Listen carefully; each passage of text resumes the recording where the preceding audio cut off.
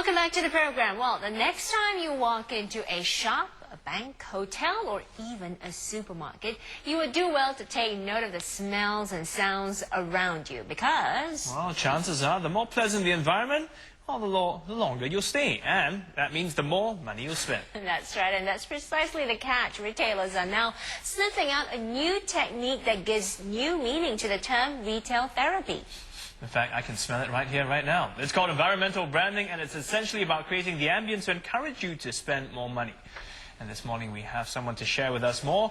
This new marketing strategy is Simon Faure-Field, an advisor on brand enhancement. Good morning, Simon. Good morning. I can already smell some of the scents creeping out from that box you have over there. So this is an example of some of the scents that would be in retail outlets. I mean, how's it all work? Give us an idea. Well, basically what retailers are looking to do is to use music and fragrancing as a new way to connect with their customers' emotions, stimulate their behaviour, but really sort of create that connection with the brand.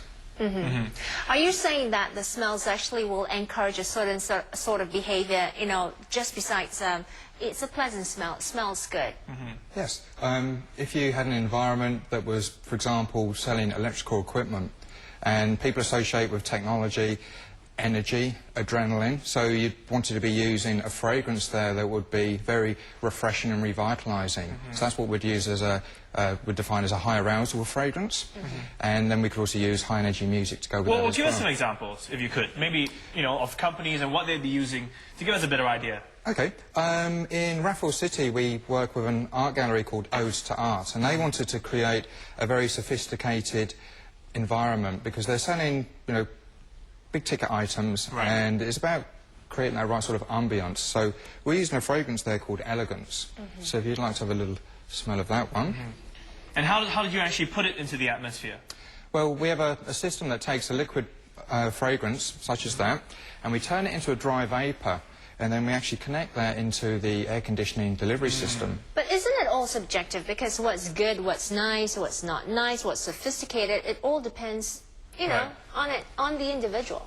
Totally, but there are associations that people will sort of associate with certain attributes. So, for example, citron. We've selected this one here called True Star. It's very fruity. Sorry if I can get this one open. Citron as in the car maker? Yeah, the car retailer. So where would they use this? In the showroom. In the showroom? In the showroom. Okay. So even though new cars are sprayed with a new car aroma 2 weeks before they leave the factory, what we're looking to do in the retail outlet is use a fragrance that's very fruity. You know how some of us love that new car smell? Is that artificial or is that, well, he's just saying it's sprayed on 2 weeks before you get the new car, you know? 2 weeks. And how long does it last? 6 to 8 months. Yeah. I mean, Rolls-Royce, they developed one because they found on their, I think it's their latest models, didn't quite have the same aroma inside the car as the Silver Shadow of sort of like 30, 40 years ago. So they actually spray one under the seats in the car, which is a Rolls-Royce fragrance. But quick question, so a car, that's fine, it's understandable, you know, it's contained space. But when we talk about big areas like shopping malls where you want to encourage shoppers to spend more, I mean, it's huge, complex. How do you dissipate this aroma or, you know, how the smell work on them? Same way. We don't use little bottles of fragrance like this, but we use a larger size application, and that actually, again, uses the same principle where the fragrance is turned into a dry vapour, and that's then pumped into the air conditioning supply duct, which so it mixes with all the treated and cooled air that's been distributed to specific areas. So this way we can actually create a very consistent and even fragrance level throughout that environment, but not just for 5 or 10 minutes, but literally hour after hour, day after day, month after month. And we can even adjust the intensity within that environment. Oh, wow. Is there any proof that it works? Definitely, definitely. Nike actually did a study in the States a few years ago, and they had 2 identical pairs of trainers, put them in 2 separate rooms, and they actually sent consumers into each room to go and have a look at these trainers. One of the pair had actually been very lightly scented with a fragrance, so light that to the nose you didn't immediately notice it. But when they asked the consumers afterwards, which trainers did you want to buy, they actually selected the ones that had been fragranced. When asked why, they didn't know why. They just developed a natural, subconscious preference for the scented trainers and they were actually prepared to pay $10 to $15 to $20 more.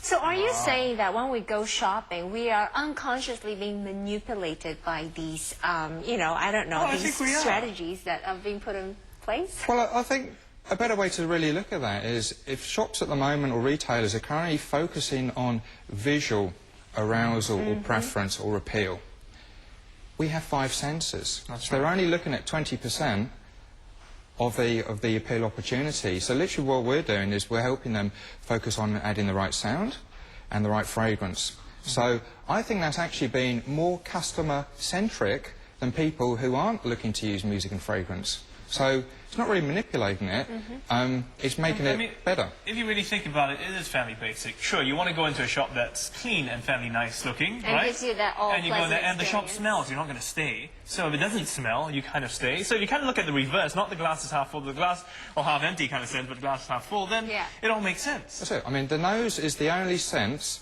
that's directly connected to the brain centre for memory and emotion. So, and it's actually the most powerful sense as well, because if you walk into somewhere, no matter how nice it looks, if it doesn't smell right, you're not going to want to stay there. Now, what happens then if I have this scent that I remember from a certain shop, I go into another shop which sells something totally different, it's the same smell. How's that? Is that going to work against? That's possible, right? We also do develop signature fragrances. So, for example, I have the Shangri-La fragrance here. It's actually used in all of the Shangri-La business hotels in Asia. Right. And if you have a smell of that, you'll find it. It smells like a very familiar smell, actually. Yeah. Now that I'm smelling it, I'm thinking, where do I remember it from? But okay, so this would be something that only the Shangri-La would have. Correct. And it gives you a deja vu feeling, which is always a nice feeling. But let's talk about music, because you mentioned about the ears as well. What kind of music, just generalizing the whole thing, will add to shopping experience? What kind of music will be added to different kind of, you know, surroundings? Okay. A couple of things we like to do, working with our clients, is objectively, what do they want to achieve within that environment? So Quartz in Singapore, which is one of Singapore's, you know, really successful retailers, when they opened their mega store, for the electrical department, they wanted a very sort of high-energy music arrangement. So we selected music that had very high beats per minute, because that tempo helps stimulate people within that environment. Yet if you go to the furniture department, you want people to slow down and relax. So we use low-tempo music, and that low-tempo music can come across from different genres, from jazz to chill out to some new age to ambient. So, you know, we can look at using music tempo as a way to stimulate the you know, the movement of people within the store. To kind of suit the environment as well. Okay, now that being said, we have to ask you, what about the cost? Does it make sense at the end of the day for example, a small retailer? They will say, well, does it make sense for me? Definitely, definitely. If you can create an environment where your staff like to be working, that actually helps you with your recruitment costs and also improves your staff retention. That has a significant impact on the business.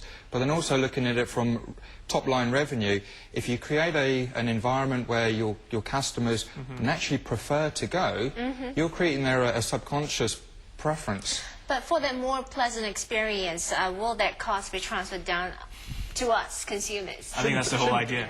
No, because actually what will happen with you actually being there, spending more time there, their revenue will actually increase without having to increase the number of customers visiting that store. So they actually become more profitable. There's a better profit. Well, they're already making and he already gave an example previously with the Nike shoe, right? I mean, without even knowing, we're actually paying already 20 to 20% more. So, you know, it's all in the package. You don't know what's happening, that's all. All right. Thank you so much for coming in this morning. Lovely, thank you. We've been speaking to Simon Faure-Field on environmental branding. It's a new style marketing strategy that sets out to get you in the mood to buy and, of course, spend more of your money. But it's an all-around pleasant experience. You know what you could do? If you really want to buy only one thing and not allow yourself to be distracted, then you go in there, plug in your own music, put a peg on your nose. Hey, you're taking the joy out and of then you can just buy that one therapy. thing. If you just want to make sure you don't get distracted, you don't linger on, then you can be very focused. Wear a pair of shades, just say, I'm going to buy that one pen. Okay. We're going to come back with more here in Primetime Morning. We'll see you in just a bit. That's right. See you. Thank you.